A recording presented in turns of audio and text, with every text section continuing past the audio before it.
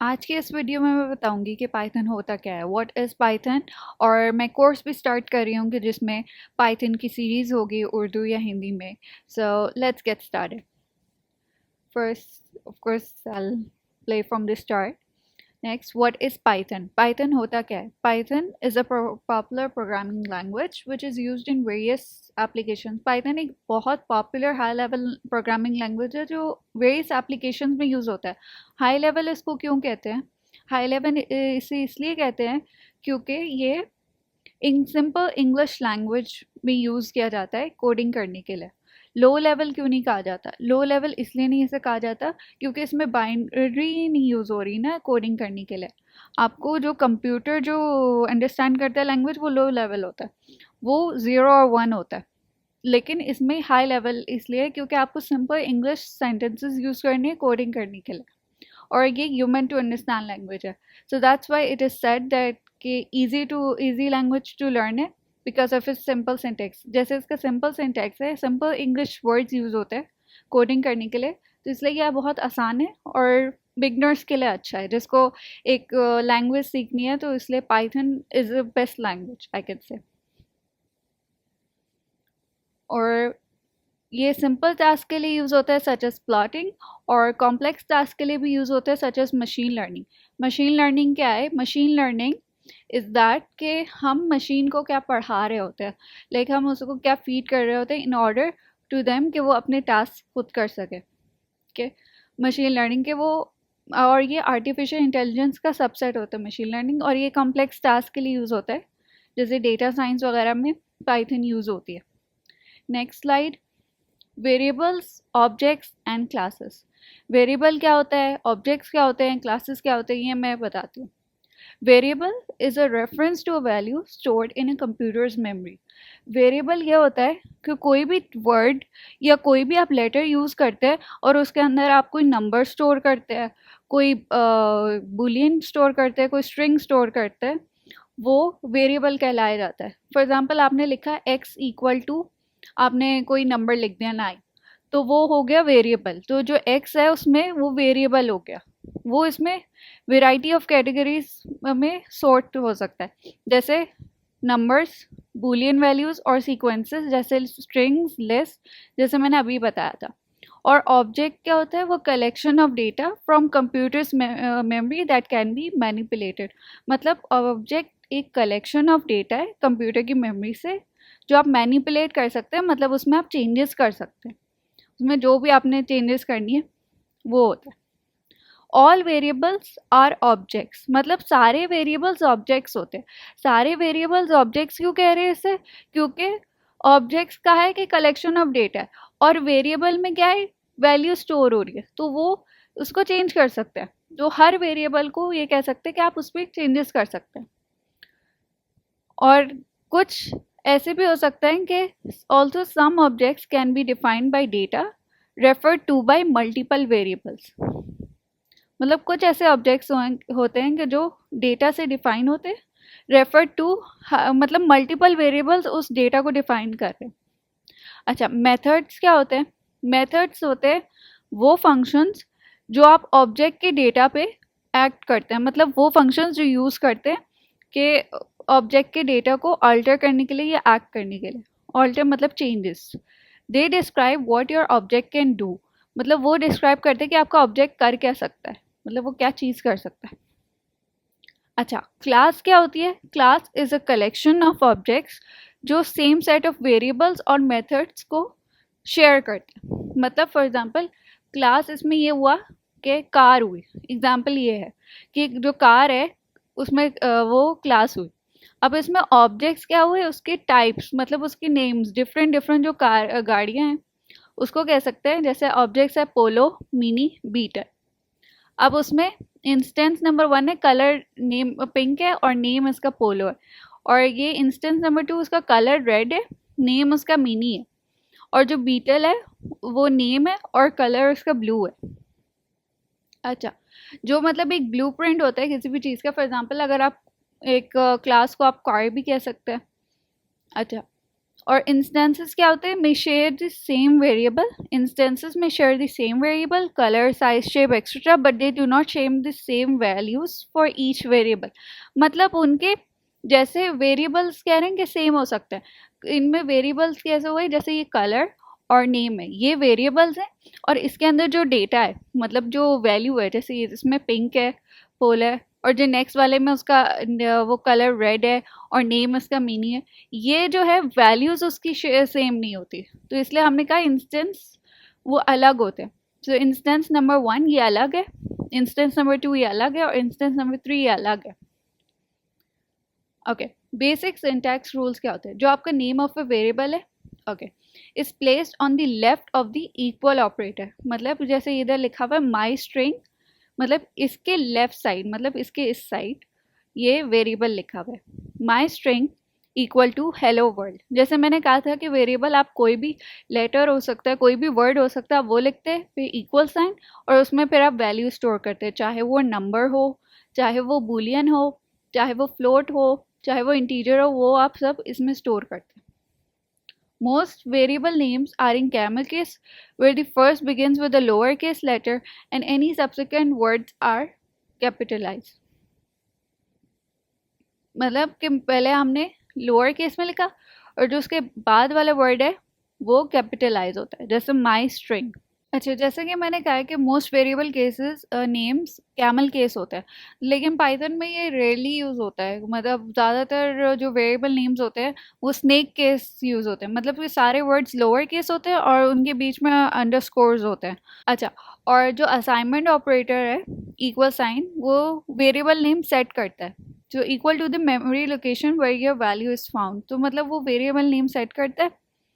Okay, और जो value है आपके वेरिएबल नेम हेलो वर्ल्ड, वो आपके right of the equal operator, जो इक्वल ऑपरेटर है उसे कह रहे हैं असाइनमेंट ऑपरेटर है, तो उसके राइट साइड पे वैल्यू सेट होती है। अच्छा, this type of value does not need to be stated, but its format must abide by a given object type as shown. Okay, function syntax.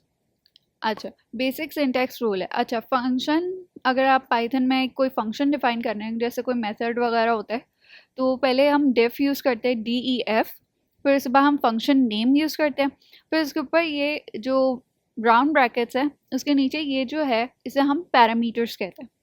Parameters होते हैं मतलब ये वैल्यू, जब आप उस फंक्शन को कॉल करते हैं तो इसकी वैल्यूज़ आप इसमें ऐड करते हैं, जैसे आपने ये फंक्शन नेम बुलाया, मतलब ये लिखा, फिर आपने राउंड ब्रैकेट्स लगाए, फिर उसके बाद आपने उसकी वैल्यू लिख दी कि जो क्या भी वैल्यू, और उसके नीचे आप रिटर्न स्टेटमेंट लिखते हैं। ज़रूरी नहीं कि आपने रिटर्न स्टेटमेंट ही लिखना है, आप प्रिंट भी यूज़ कर सकते हैं, लेकिन रिटर्न स्टेटमेंट आप इसलिए यूज़ करते हैं, जब आप रिटर्न करते हैं फिर आप ना किसी वेरिएबल में फंक्शन का नाम बुलाते हैं, फिर उसके बाद आप प्रिंट करते हैं तो वो उस वेरिएबल को, तो ये वाली वैल्यू रिटर्न हो जाती है।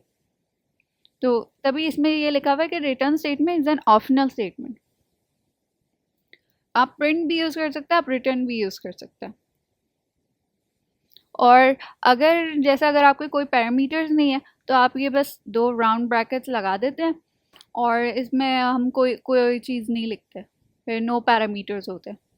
फिर जब से आप ऐसे ही कॉल करेंगे कि फंक्शन का नाम लिखा और दो राउंड ब्रैकेट्स लगा दिए तो फिर वो कॉल हो जाएगा। अच्छा, जैसे पहले ही मैंने बता दिया कि कॉलिंग अ फंक्शन, कि आपने फंक्शन नेम, बल्कि ये वेरिएबल लिखा है, फिर उसके बाद इक्वल टू फंक्शन नेम लिखा है, फिर उसके बाद round brackets, and then 1 and 2। 1 and 2 क्या था, जो लास्ट स्लाइड में जो A and B था वो थे, हमने वो जो वैल्यूज़ हैं वो लिखे हमने, जो पैरामीटर्स, तो इसमें 1 and 2 है, वो उनमें असाइन हो जाएंगे।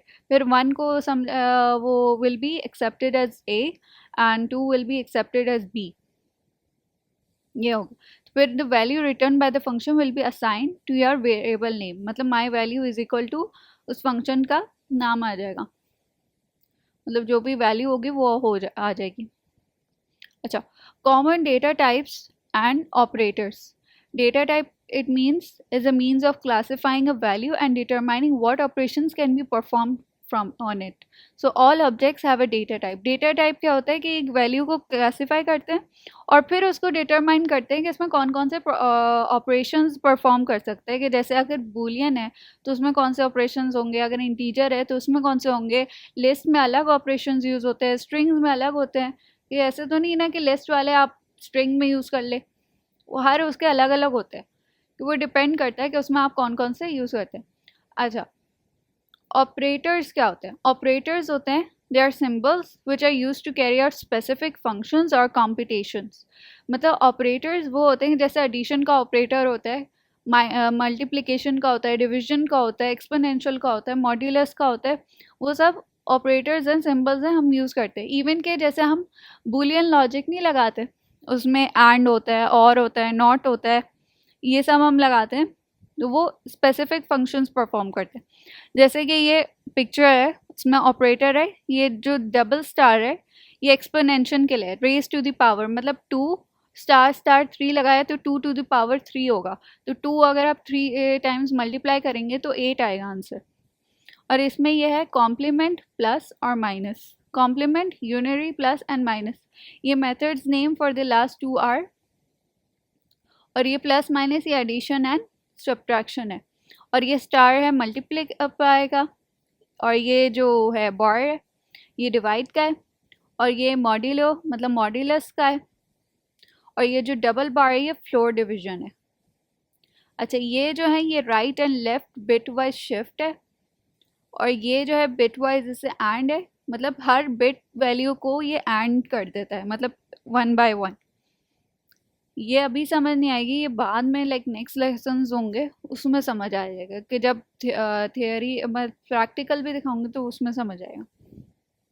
और ये इक्वालिटी ऑपरेटर्स हैं, कि जैसे अगर इक्वल इक्वल साइन, और ये इज़ नॉट है, ये आइडेंटिटी ऑपरेटर्स, ये लॉजिकल है, नॉट और एंड ये लॉजिकल ऑपरेटर्स हैं, मतलब एंड ऑपरेशंस व्हेन 2 वैल्यूज़, जब 2 वैल्यू ट्रू होती हैं तो एंड जब करते हैं उनके बीच तो ट्रू आती है। और अगर एंड के केस में ये होता है कि अगर उन 2 में से कोई एक वैल्यू भी फॉल्स हो तो उसका आंसर फॉल्स ही आएगा, और दोनों वैल्यूज जब फॉल्स हो तो उसका आंसर फॉल्स आएगा। और में ये होता है कि एक वैल्यू ट्रू है और दूसरी वैल्यू फॉल्स है तो ट्रू आएगी, और में जब 2 वैल्यूज़ ट्रू हैं तो उसका आंसर ट्रू आएगा, और में अगर 2 वैल्यूज़ फॉल्स हैं तो उनका आंसर फॉल्स आएगा। नॉट में ये केस है कि वो इन्वर्जन है, इन्वर्ट करता है, कि अगर ट्रू है तो फॉल्स है, फॉल्स है तो ट्रू कर देता है। अच्छा, ये जो है ये डेटा टाइप है, जो क्लासेस हैं और इनकी डिस्क्रिप्शन, जैसे बूल है ये हम लिखते हैं बूलियन के लिए, सो BOOL बूल है बूलियन वैल्यू के लिए, मतलब ट्रू फॉल्स के लिए। INT होता है इंटीजर होता है, फ्लोट फ्लोटिंग पॉइंट नंबर। अच्छा, फ्लोट का क्या मतलब होता है? फ्लोट का यह मतलब होता है जो भी आप डेसिमल वैल्यूज़ लिखते हैं ना, जैसे 3.7 3.75 4.5, वो फ्लोट के लिए होता है। लिस्ट क्या है? ये वो वैल्यूज़ होती हैं कि जो आप स्क्वायर ब्रैकेट्स में लिखते हैं वो होती है लिस्ट, और ये म्यूटेबल होती है। म्यूटेबल इन द सेंस ये मतलब इसमें आप चेंजेस कर सकते हैं, इनमें आप अगर आपने एक दफ़ा ये बना ली तो ये ऐसा नहीं है कि अगर एक दफ़ा बना ली तो आपको दूसरी बनानी पड़ेगी, नहीं, इसमें ही आप चेंजेस कर सकते हैं। और टपल में ये है कि ये इम्यूटेबल है, मतलब इसमें आप चेंजेस नहीं कर सकते, एक दफ़ा बना ली तो आपको इसमें चेंजेस आप नहीं कर सकते। और स्ट्रिंग है कैरेक्टर स्ट्रिंग, वो स्ट्रिंग है मतलब जो डबल कोट्स या सिंगल कोट्स के बीच में जो वैल्यूज़ आती हैं, मतलब जो आप वर्डिंग्स लिखते हैं या नंबर्स लिखते हैं, वो होते हैं स्ट्रिंग। सेट होता है unordered set of distant objects, और डिक्शनरी होता है उसमें मैपिंग होती है, उसमें की होती है और वैल्यू होती है, और वो उस की के हिसाब से वो वैल्यू बता रहता है कि अगर 1 का उन्होंने बोल दिया वो स्ट्रॉबेरी है, 2 का उन्होंने बोल दिया मैंगो है, 3 का बोल दिया बनाना है, तो अगर बोला कि हमें 3 की वैल्यू चाहिए तो वो कहेंगे कि बनाना है, मतलब ऐसे वो होता है ये डिक्शनरी में। जब मैं इसमें कोडिंग करूँगी तो उसमें फिर बताऊँगी कि इसमें डिटेल्स में कि कैसे इसको कोडिंग की जाती है पाइथन में, और इसमें कौन कौन से ऑपरेशन परफॉर्म किए जा सकते हैं। इनपुट एंड आउटपुट, इनपुट क्या होता है और आउटपुट क्या होता है? इनपुट फंक्शंस वो होते हैं जो अलाउ करते हैं यूज़र को कि वो अपनी वैल्यूज़ प्लेस कर सके प्रोग्रामिंग कोड में। मतलब जो parameter for a input function है उसे प्रॉम्प्ट कहा जाता है, और ये स्ट्रिंग होता है which is indicated by the double quotes और the single quotes such as enter a number. ज़रूरी नहीं एंटर अ नंबर ही लिखो, आप कुछ भी लिख सकते हैं इसमें। पहले आपने वेरिएबल नेम लिखा इक्वल टू इनपुट, मतलब ये इनपुट ये कीवर्ड है कि मतलब ये फिर आपको फिर जब आप रन करते हैं तो फिर ये आपके सामने मतलब स्क्रीन पे आता है कंसोल पे कि एंटर अ नंबर। अगर आप लिखे एंटर अ स्ट्रिंग तो वो भी होता है फिर। और ये जो है इंटीजर, ये है आपकी वैल्यू को ना इंटीजर कि मतलब इसको जो भी वैल्यू होगा वो इंटीजर होगा, उसको इंटीजर कंसीडर किया जाएगा। फिर उसके बाद उस वैल्यू को जो एक्स की वैल्यू है उसको प्लस करेंगे 2 से, प्रिंट फिर वाई होगा। क्योंकि जैसे मैंने कहा ना कि हर डेटा टाइप के अलग ऑपरेशन परफॉर्म करते। अगर इसको इंटीजर ना रिप्रेजेंट करते तो इसमें एडिशन डायरेक्ट कर लेते, तो अगर कंसोल उसे स्ट्रिंग समझ लेता, अगर आपने स्ट्रिंग इनपुट किया है तो ये फिर कॉन्कैटिनेट हो जाता, मतलब ये एडिशन ऑपरेशन नहीं होता, वो कॉन्कैटिनेशन होता, 2 इसके साथ मिल जाता, मतलब कोई भी वैल्यू होती साथ 2 लिखा आना था, ये होना था। और इसलिए ये कहा है कि the parameter of this function is of any type, जो प्रिंट है all types will automatically be converted to strings. अच्छा, if else statement. If else क्या होता है? इफ एल्स ये वो स्टेटमेंट्स हैं जो कि कंडीशन की बेस पे आप उसका फंक्शन यूज़ कर सकते हैं। ये जैसे होता है ना कि आपने चॉइसेस दी होती है कि अगर आपने ये चूज़ किया तो ये होगा, वरना अगर नहीं चूज़ किया तो ये होगा, एल्स ये होगा। तो इसमें यही चीज़ है, इफ एल्स स्टेटमेंट्स ऐसा ही है। तो फर्स्ट जैसे आपने ये वेरिएबल लिया एक string is equal to input enter a number, मतलब आपने यूज़र से नंबर लिया, उसको आपने इंटीजर में कन्वर्ट किया, और फिर उसके बाद फिर चेक कर रहे हैं, उस पर हम कंडीशन लगा रहे हैं। इफ़ का यूज़ किया, इफ़ कीवर्ड लिखा, फिर उसके बाद लिखा एक्स, और ये जो है ये मॉड्यूल ऐसे ये रिमाइंडर चेक करने के लिए होता है कि अगर कोई भी वैल्यू उसको डिवाइड करेंगे 2 से तो उसका रिमाइंडर क्या आएगा।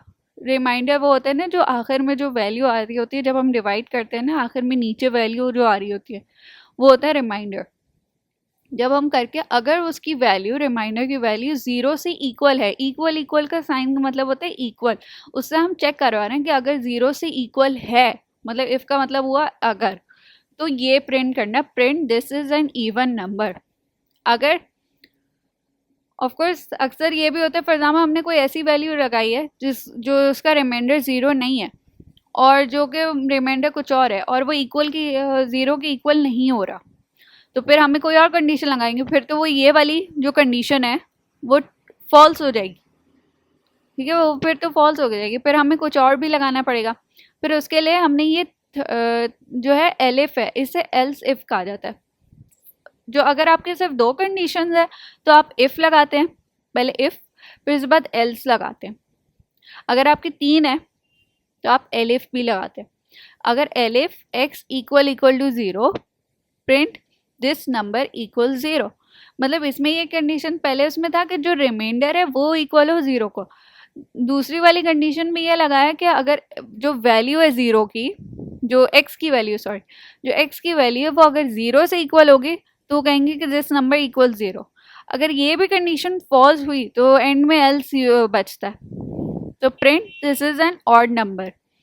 अच्छा, ये तो 3 कंडीशन लगाए थे, आप ज़रूरी नहीं है कि आपको 3 ही लगानी है, या तो आप 2 लगाते हो तो इफ़ लिखते हैं फिर उसके बाद एल्स लिखते हैं, या तो फिर अगर आपकी ज़्यादा कंडीशन तो आप ऐसे करते हो if elif elif elif elif करके एल्स। अगर फॉर एग्जाम्पल 5 है आपकी तो आप इफ़ लगाओगे, फिर उसके बाद एलिफ लगाओगे, फिर एक और एलिफ लगाओगे, फिर एक और एलिफ लगाओगे, 3 एलिफ होगी, फिर एल्स लगाओगे, ऐसे होता है।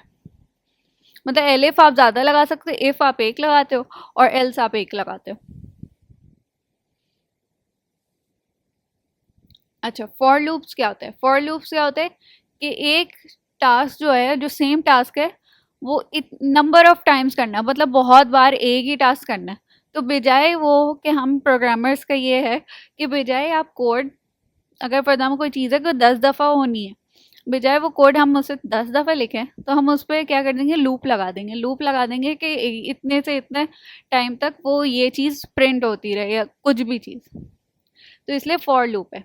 फॉर लूप क्या है, इट सेज दैट कि performs the same task iterate for a number of times specified by an iterable. Iterable क्या है कि जो भी हमने इवेलुएट करनी है रिपीटेडली, जो सच एज अगर लिस्ट हुई, रेंज हुआ, स्ट्रिंग हुई, कुछ भी हो। फॉर जो है वो डिफाइन करता है फॉर लूप, और जो इसमें एक्स है वो वेरिएबल है जो डिफाइन कर रहा है नंबर ऑफ टाइम्स जो statement with in the loop execute होगा। मतलब फॉर एक्स इन रेंज 0, 5, 1। अच्छा, सबसे पहले तो मैं ये बताऊँ, माई स्ट्रिंग क्या है, इनपुट एंटर अ नंबर। मतलब हमने पहले यूज़र से इनपुट लिया नंबर। माई INT क्या है, हमने जो माई स्ट्रिंग है वो हमने वो क्या किया, उसको इंटीजर में कन्वर्ट कर लिया माई स्ट्रिंग को।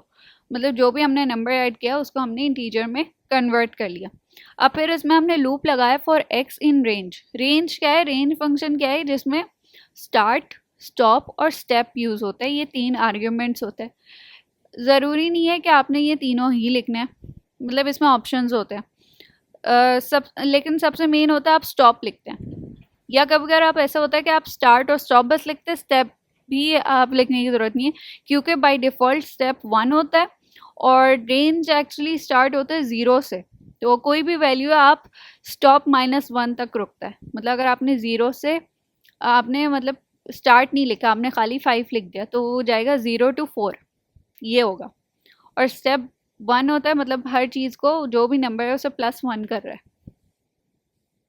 अच्छा, जैसे फॉर एक्स इन रेंज 0, 5, 1 ये लिखने की ज़रूरत नहीं थी, मतलब खाली 5 भी लिख देते तो ये यही सेम फंक्शन परफॉर्म होना था, बिकॉज बाय डिफ़ॉल्ट 0 स्टार्ट है और 1 स्टेप। आप इसमें चेंजेस भी कर सकते हैं, आप करना अगर आपको 2 से स्टार्ट करना है या 1 से स्टार्ट करना है तो आप स्टार्ट में वो वैल्यू लिखते हैं। और स्टेप में अगर है कि आपने 1 स्टेप नहीं लिखना, आपने 3 लिख दिया तो हर वैल्यू ++3 होती रहेगी।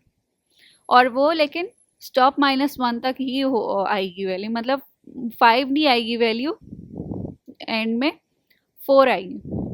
तो मतलब फॉर एक्स इन रेंज मतलब 0 to 4 तक वैल्यू आएगी, लेकिन प्रिंट माई एन टी मतलब ये है कि 4 टाइम्स, बल्कि 5 टाइम्स, सॉरी 5 टाइम्स ये होगा कि वो वैल्यू जो है जो हमने यूज़र से ली थी वो वैल्यू, मतलब वो नंबर वो 5 टाइम्स प्रिंट होगा। मतलब इसका ये मतलब है कि हमने फॉर लूप लगाया, वरना हम यही कर देते print my INT, print my INT मतलब 5 दफ़ा लिखने की बजाय हमने लूप लगा दिया तो वो 5 टाइम्स वो प्रिंट करेगा 0 से 4 तक। 5 क्योंकि वैल्यू है कि कितनी वैल्यूज़ आ जाएंगी स्क्रीन पे, लेकिन वो 5 तक नहीं, क्योंकि वरना 0 से 5 तक लिखेंगे ना, 0 से 5 तक वो लिखेंगे बाय डिफ़ॉल्ट ही यही है कि 0 से 4 तक ही आएगा। अगर आपने 6 है तो फिर आएगा 0 से 5 तक। वाइल लूप्स क्या होते हैं, वाइल लूप्स हैं वो तब तक आइटरेट होते रहते हैं जब तक बूलियन की कंडीशन मेट नहीं होती। अच्छा, इसमें मैं बताती हूँ कि होता क्या। सबसे पहले हमने क्या किया, जो अगर ये कोड देखें, हमने इनपुट लिया, हमने यूज़र से इनपुट लिया, एंटर अ नंबर। अच्छा, ये जो स्टेप है ना INT वाला, के जो बाद में इंटीजर वेरिएबल बनाया, वो सब एक एक्स्ट्रा लाइन ऑफ कोड लिखने की बजाय अगर यहाँ लिख देते INT और फिर एक और वो राउंड ब्रैकेट और यहाँ भी राउंड ब्रैकेट जो क्लोजिंग वाला है वो लगा देते, तो वो वही स्टेप परफॉर्म होना था। वो ये नया वेरिएबल और वो सब बनाने की ज़रूरत ही नहीं होती। मतलब ये वही है कि यूज़र से नंबर लिया फिर उसको इंटीजर में कन्वर्ट किया।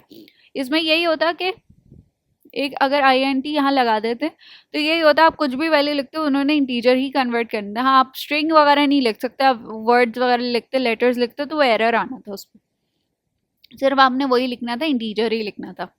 अच्छा, x इज 0। अच्छा, वाइल लूप में ये होता है कि आपने कोई ना कोई जो वैल्यू है ना आपने वो करनी है, आपने पहले से आपने जैसे होता है ना सेट करनी है, पहले से आपने वो कर देनी है, डिक्लेयर कर देनी है। जैसे फॉर लूप में नहीं है ना, फॉर लूप में आपने ये नहीं है ना कि पहले से कोई वेरिएबल सेट किया, कोई इसमें सेट करना है। जैसे x इज इक्वल टू हमने 0 लिखा है, फिर while x is less than 5 print my N T x is equal to x plus one. अच्छा, इसमें क्या हुआ है कि एक्स की वैल्यू इनिशियलाइज की तो 0 इनिशियलाइज किया, फॉर लूप में नहीं करना पड़ता। अच्छा, while x is less than 5, मतलब एक्स की अभी वैल्यू क्या है 0, 0 क्या है लेस देन 5 है, तो वो एक आई एन टी प्रिंट हो जाएगा। और फिर क्या है, इसमें क्या है, वो इसमें एडिशन कर रहे हैं, वो हो जाएगा x is equal to x plus one, मतलब अब फिर x की वैल्यू 1 हो जाएगी। फिर इस बार 1 लेस देन 5 फिर प्रिंट होगा, फिर x की वैल्यू इंक्रीज हो जाएगी, वो 2 हो जाएगा। ऐसे ही जब वो 5 के करीब पहुंचेगा, x की वैल्यू 5 होगी तो वो इक्वल नहीं होगा 5 से, 5 से लेस देन नहीं होगा तो वो प्रिंट नहीं करेगा, फिर वो वाइल लूप स्टॉप हो जाएगा, ब्रेक हो जाएगा। जैसे break is a system use to exit the current for या वाइल लूप, मतलब अगर आप कहीं भी ब्रेक लिख देते हैं ना तो वो ख़त्म हो जाती है, वो एग्जिट कर देता है उस लूप से। और कंटिन्यू वो स्टेटमेंट है जो हर स्टेटमेंट को रिजेक्ट कर देता है जो करंट फॉर लूप है, और वो बिगनिंग ऑफ द लूप में रिटर्न कर जाता है। मतलब अगर आपने लिखा कंटिन्यू तो मतलब कोई भी जो चीज़ें हो रही थी करंट में उसको रिजेक्ट कर देता है और बिगनिंग ऑफ द लूप में। जैसे इसमें प्रिंट्स आउट 0 1 2 3 4। अच्छा, काउंट इज इक्वल टू 0, जैसे मैंने कहा ना वाइल लूप में इनिशियलाइज करना होता है। फिर वाइल ट्रू, अगर ट्रू है तो फिर प्रिंट करेंगे काउंट, और फिर अगर count plus equal to 1, count plus equal to 1, अगर काउंट मतलब हमने पहले प्रिंट किया काउंट को, फिर इसके बाद हमने वो उसकी वैल्यू को इंक्रीज की, मतलब प्लस इक्वल टू 1, मतलब 0 प्लस 1 कर दिया। और फिर ये क्या क्या, अगर काउंट की वैल्यू मतलब कि 5 से इक्वल है या मोर देन है तो हम ब्रेक कर देंगे, मतलब इस लूप से निकल जाएंगे, इसका ये मतलब हुआ। और फॉर का यही मतलब हुआ कि 10 तक है ना, कि for x in range 10 if x, अगर ये हम ये कहा है कि अगर जो रिमाइंडर है, ये मॉड्यूलस है ना, कि अगर हमने इसका रिमाइंडर 0 से इक्वल इक्वल नहीं है तो कंटिन्यू करेगा और फिर प्रिंट करेगा। मतलब ये कहा है कि अगर ये इक्वल है 0 0 के तो इसका मतलब ये फिर दोबारा बिगनिंग में चल जाएगा, मतलब फिर उसके बाद 0 फिर 1 फिर 2 ऐसे होगा। फिर अगर नहीं है फिर वो प्रिंट करेगा, ऐसे। And that's all from my side, thank you so much. और हाँ, मैं ये जो कहना चाह रही थी कि एंड में सब्सक्राइब लाइक कमेंट, और अगर कोई भी चीज़ अगर समझ नहीं आई तो कमेंट ज़रूर कर देना, और फिर मैं कोशिश करूँगी कि आंसर करूँ, और सब्सक्राइब ज़रूर कर दिएगा। Thank you so much.